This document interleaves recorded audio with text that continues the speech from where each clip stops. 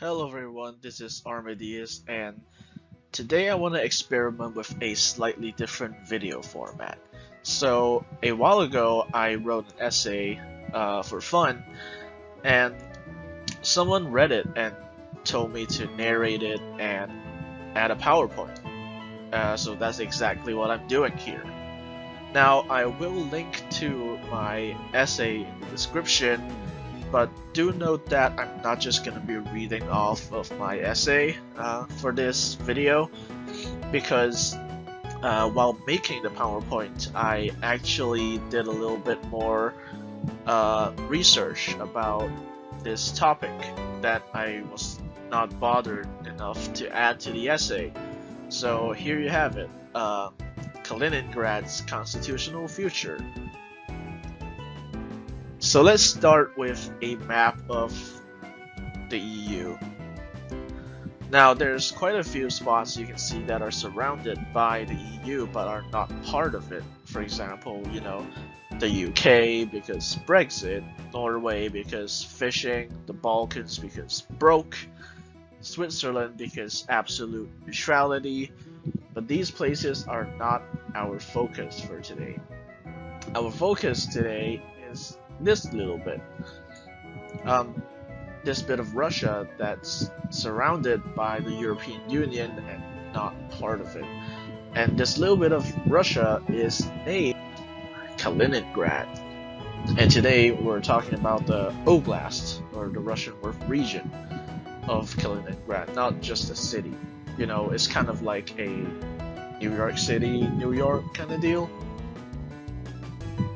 Formerly known as Königsberg, it is a Russian exclave bordered by the Baltic Sea to the west, Lithuania to the north and east, and Poland to the south. Its former name comes from a time when Lithuania, Poland, and Königsberg were all part of the Kingdom of Prussia, the predecessor to modern-day Germany, and the region was known as East Prussia.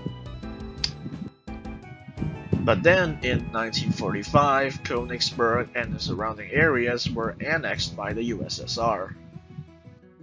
After the fall of the USSR, Poland and Lithuania went independent, but Königsberg remained under Russian control as the newly formed Russian Federation took over control of the area.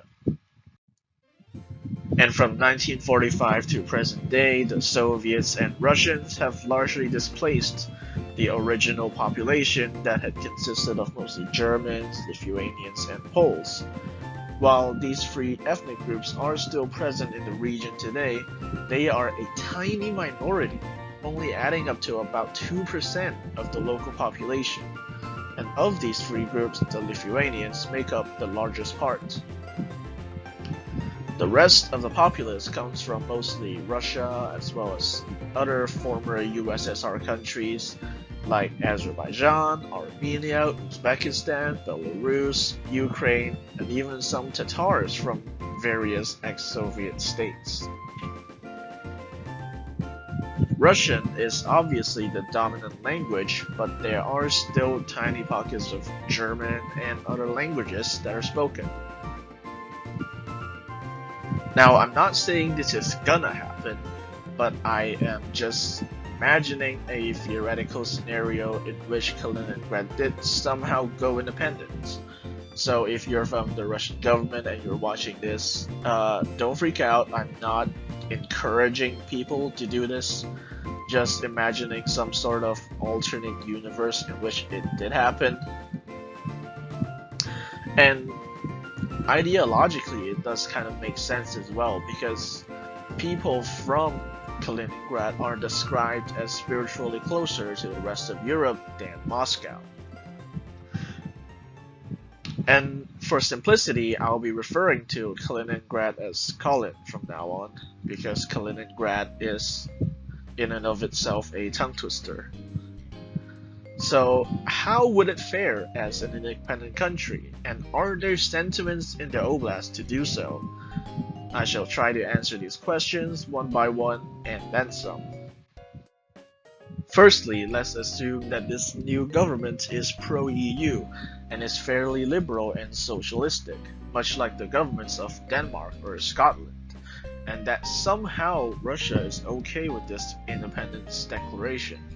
Now, of course, that would not be the case, considering Russia is clinging onto Colin for dear life because of its strategic position right next to Poland, and as such, Russia can gain indirect access to Central and Eastern Europe, but we are imagining a best case scenario here. Not to mention that the Russian government has literally installed missile systems in Colin in as recently as 2016, but I digress. If it somehow goes independent, the first question would be, what happens to the name? Would it retain its current name Kaliningrad, or would it go back to Königsberg, or what if it would take my short form for the full name Colin, or go with something else entirely?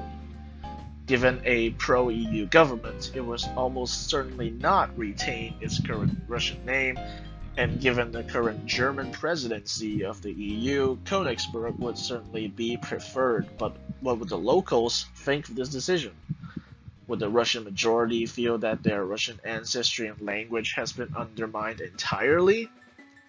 Well, according to an article from 2017, it describes its people as the descendants of peasants from Russia, Ukraine, and Belarus, are without strong ethnic attachments and have commonly styled themselves as the people of Königsberg. But personally, I think that Königsberg would be the ideal name, given that the local political parties that had tried to campaign for this very name change. And on the topic of language, how would the language of Königsberg change? With other secession events, it is obvious that one cannot change the language of a country overnight. Scotland is obviously retaining Scottish English, and were Texas to leave the United States, I'm not saying that it's going to, but if it were to happen, I doubt much would change linguistically other than a greater representation for Spanish. I can't see them making Czech or German co-official, but I digress. The point is, it's very difficult to just change the language of a country, and those who do so tend to be viewed as dictators or authoritarian. With a liberal and free government, obviously they don't want to be seen as dictators, so it seems that the obvious move is to just continue and use Russian. The question now is, would they switch to a Latin-based script like Kazakhstan did, or would they continue to use the Cyrillic script? Now, with a pro-EU government, it would make sense that this new country would seek to sever its ties with Russia, so a Latin script Russian is possible. And now here's where this theoretical new Khalid Russian really shows its similarities with Darija Arabic, spoken in Morocco and Algeria, in that it uses a script that's similar to the standard language and has lots of loanwords. In this case, Kalinian, as we will call it for now, will be taking loanwords from the languages of its neighboring countries, Polish and Lithuanian. And perhaps due to mass media and local pro-German sentiments, even German vocabulary as well. And like with other European languages, some English words will also enter the local lexicon because of the widespread usage of English online and indeed in the European Union. New local jargon and slang based on larger immigrant communities of Poles and Lithuanians will appear, just like it has done in Sweden with Syrian migrants. The base grammar and syntax would obviously still be Russian-based, but it would evolve eventually into a Slavic language that is mutually unintelligible with Russian, just like what geographical non-proximity had done to Romanian compared to the other Romance languages. So that's language solved, but what about currency? Of course, a pro-EU government would be keen to adopt the euro, and on one hand, a country does not need to be in the EU to use a euro, see Montenegro. But on the other hand, it may lower trust from the EU and hence increase waiting time for accession if a country uses their currency without their explicit consent. That said, Montenegro, despite this euro usage, is on the list to joining the EU alongside Serbia in 2025. So in this limbo period, what could they do? Well, they could mint some Colin rubles or some sort of dummy currency pegged to the Russian ruble or the US dollar and set up a central bank for it. But honestly, the most likely scenario is that they would have to use an interim currency for a while, considering the fact that Croatia joined the EU in 2013 and is still using their own currency, unfortunately. Now, would it fit the Copenhagen criteria? If the government is pro-EU, like the Scottish one, of course it would want to.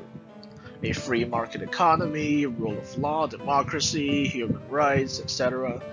It would be quite a stark difference to its former owner from the Northwest. What about debt? According to EU debt criteria, a country must have a budget deficit to GDP ratio of 3%. If we take the national average, a minus 1.4%, it will pass for this criteria even better than countries like, say, Romania. However, even if we take the national public debt 10.6%, it may still have a good chance of fulfilling it because its unique industries make it far richer than some other oblasts of similar size or population. Regardless, even Croatia did not fulfill the criteria initially upon accession.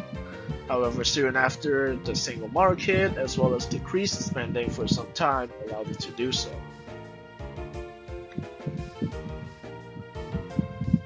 And if we look at the current statistics, we can see that for its size, it is quite formidable compared to other nations seeking to join the EU.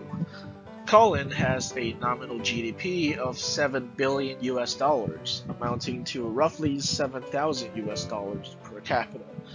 In Europe, that GDP per capita would place it snugly below Serbia, but its nominal GDP would actually place it above Montenegro and slightly below Kosovo. So if Serbia and Montenegro could join the EU in 2025, there's no telling that Colin couldn't do the same. Plus, if the Colin government shows itself as a poorer region trying to rid itself of Russian influence, the anti-Russian, or at least Russian skeptical, EU may even give out subsidies to help it out. Point being, Colin, at least in terms of criteria, would not struggle much to get into the EU. It's just a matter of time. And if you want to point out Turkey as a country that wants to join the EU,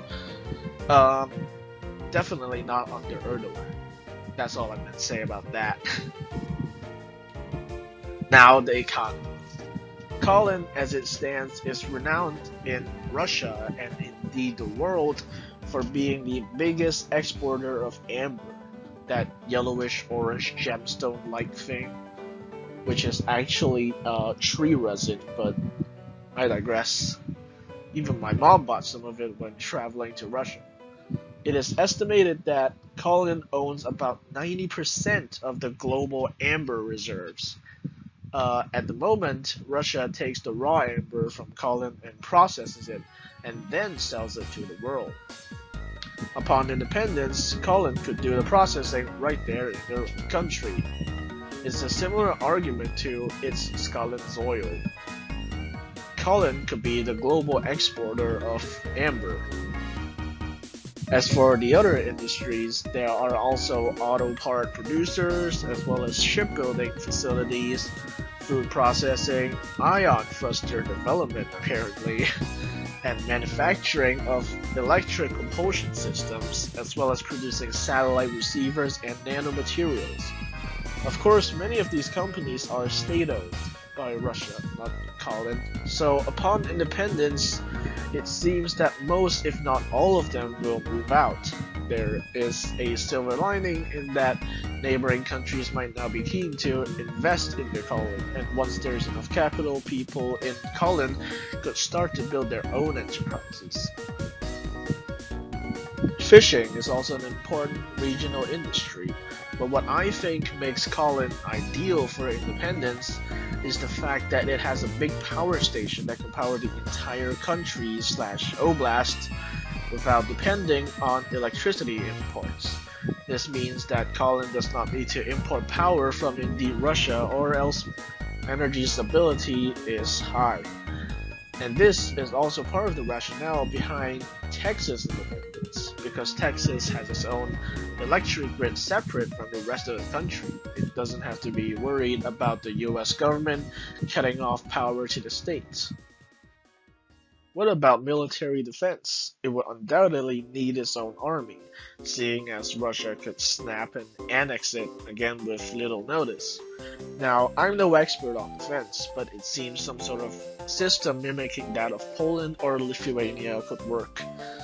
The missiles deployed in Coland, I see no reason why Russia wouldn't take it back, but in the very, very unlikely event that they are retained, Colin could keep them and use it as a means to join not just the EU but also NATO. Slightly far compared to all the other members, but it's fine. The population in 2010 was around 941,000, and while neighboring countries seem to show a decline in population, the fertility rate of Colin has actually increased steadily from 1.11 in 2000 to 1.57 in 2017. Add that to the fact that accession to the EU will mean free flow of people, and many people from all over Europe will be keen to move in and see what's going on. The population will be expected to increase. For the first few years, the demographics in terms of percentage will probably largely remain the same, except some ethnic Russians who are patriotic to the motherland will probably move out and return to Mother Russia. However, over the years following, it can be predicted that the proportion of Poles, Lithuanians, and Germans will increase, as well as other Europeans like Latvians, Estonians, or even Slovakians. One thing I'm interested in, though, is whether it would attract pro-EU Russians to move there. As it stands, most pro-EU Russians for work or otherwise reside in big Russian cities like St. Petersburg or Moscow. Would Colin, a pro-EU former Russian country, attract these people to move there for good? And when I say these people, I mean people that constantly move between the EU and Russia for work, like businessmen or international models, for example. This brings me on to another issue, land. Colin is not big. It is half the size of Belgium and only barely larger than Montenegro. That said, there are countries that are smaller but equally as influential in the EU, like Malta and Cyprus. However, to encourage economic growth, reclamation in the Baltic Sea seems like the only reasonable way to gain more land. And while one could point to Hong Kong as an example of a small but rich place, it must be stated that position matters a lot too. Hong Kong is considered the gateway to China. Colin isn't quite the gateway to Russia. The country would obviously be very friendly with Lithuania, Poland, and Germany, but it may not completely and entirely remove all relations from Russia. That said, the relationship would be as equals rather than subordination. It would also seek to establish trade with many other Western nations like the US, Canada, and Australia. English and German would be taught in the schools alongside Kalinian, and after a few years, or maybe more than that, a standardized Kalinian dictionary would be released. Textbooks and such would be printed in Kalinian as the influence of Russian slowly fades away. And Colin, or Königsberg, would establish itself as a new nation born from the remains of wars from times long gone, with Slavic, Baltic, and Germanic cultures combining to create a distinct people group that will be celebrated into the European Union. So now the final question, is there a desire to do so? Well, yes and no. Obviously, the Russian government is highly against the idea, and in my essay I write that an opposition leader was arrested a few years back, but I was actually looking at an opposition leader from Free Ingria and not any Kaliningradian organization. That said, in 2017, several members of the BRP, or the Baltic Republican Party, were arrested, and just April this year, they were sentenced to several years in prison. And the leader of the Baltic Republican Party, Mr. Alexander Orsholovich, was actually sentenced to 8 years just for being the leader of the BRP and staying in Kaliningrad. Regardless, from what I've read, these groups that have formed for Kaliningradian independence, or at least semi-independence, are anti-Russian, pro-German, and indeed the concept of being free from Russia is starting to come up again after the very brief surge of nationalism post-collapse of the USSR. That said, the article was from 2017, so who knows what has happened in the meantime. I have also seen sources claiming high support for remaining under Russian control in Tallinn, but that one is even older, from 2007. 13 years can change a lot of things. Now, in my essay, I write that the opposition leader that was arrested was of Russian descent with a generic Russian name, Andrei.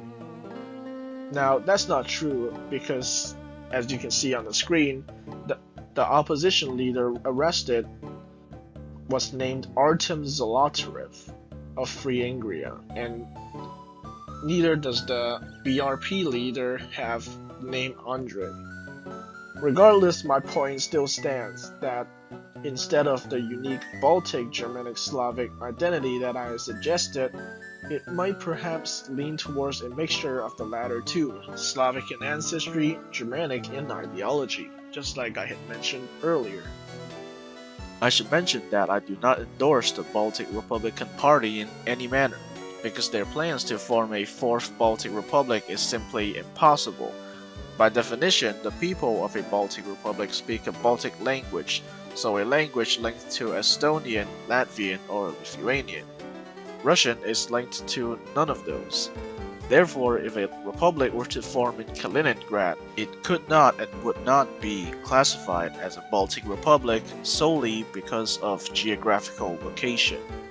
Furthermore, there are some members of the party who genuinely advocate for the Kingdom of Prussia to be reinstated. For example, in the image on the left, this group of people who are self-proclaimed members of the BRP are holding up banners and flags with Prussian imagery on them. And thinking of reviving a monarchy in the 21st century is just unthinkable and, simply put, ridiculous. So now you might be wondering, where did I get the name Andrei from? Well, it's this person, Dr. Andrei Klemyshev, the rector and lead scientist at the Kent Baltic Federal University, the main university in Kaliningrad. He, along with some other scientists, started a course called The History of Western Russia, for which Dr. Klemyshev also wrote most of the textbooks on. And he was accused of treason, academic separatism, and seeking to split the self-consciousness of Kaliningrad's young people from Great Russia. And some people even called on the Russian authorities to dismiss him from the university. It should be noted that as of this recording, in November 2020, Professor Klemyshev is still working at the Kent Baltic Federal University as the president and the deputy head of the education board, and has not been dismissed as some had advocated for earlier.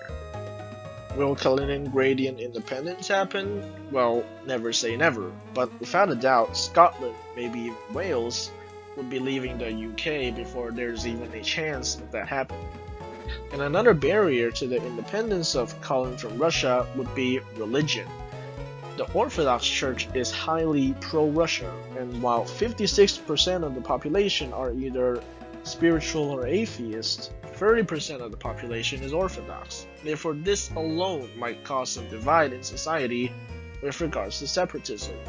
So until either Putin softens his stance on Kaliningrad and the EU in general, or Putin steps down and is replaced by someone with fewer anti-EU sentiments, independence of Kaliningrad from Russia seems very unlikely. But if it does happen, I suppose the Germans can breathe a sigh of relief and think to themselves, "Welcome home, Königsberg." So that's the end of the essay, but what else is there to talk about? Well, the flag. In previous slides, I was using the current Kaliningrad flag, which is this tricolor of red, yellow, and blue, and a castle in the top left corner. However, when the idea of a Kaliningrad flag was being conceived, two other designs were also being floated around. The first one is like the Scottish flag, but with a yellow background instead of dark blue one behind the St. Andrew's cross.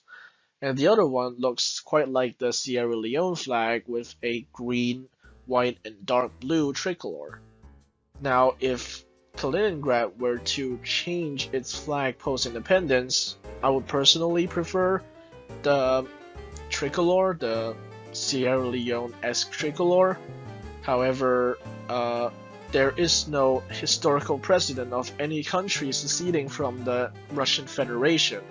Sure, there were a lot of countries leaving the USSR, however, as far as I'm concerned, no country has seceded from the Russian Federation, and therefore, flag-wise, we don't really know what's going to happen. Tell me in the comments below, what do you prefer as a flag for an independent Kaliningrad? So, is there some newer information regarding Kaliningrad?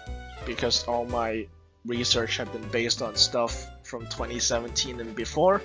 Well, there is. For example, this article from 2019 that says there is a creeping Germanization of Kaliningrad. According to film director Vladimir Fokin, he went to Kaliningrad for a film festival and saw a lot of German features that were atypical in a Russian city like Kaliningrad.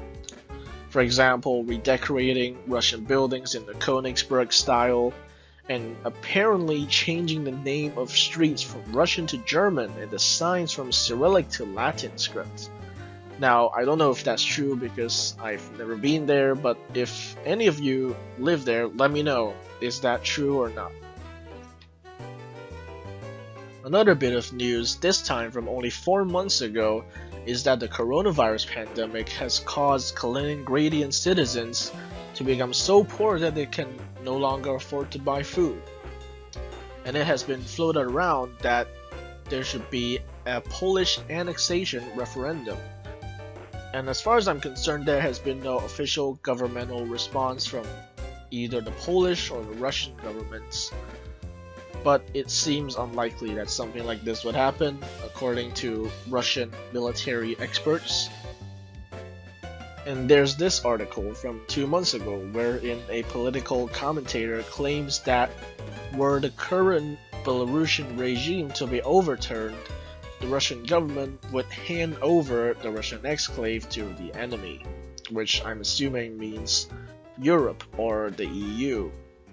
Now, whether that's actually going to happen is debatable at best, considering I have seen no similar claims on the internet.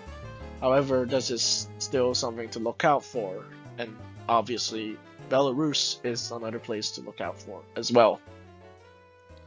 And only 5 days ago, a lot of reports have come up stating that Vladimir Putin, the current Russian president, is going to step down because of health concerns and apparently getting Parkinson's disease.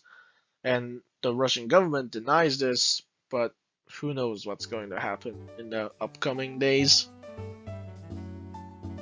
So that's the end of my interpretation on what's going to happen to Kaliningrad in the upcoming years. Next time on the show, another bit of Russia with a non-Russian former name, and a really cool Nordic cross. Like and subscribe, pray to the deities above that I'm actually gonna follow through on making the second episode, because I am really busy right now. I literally have a test tomorrow. Regardless, thanks for watching, and I'll see you next time.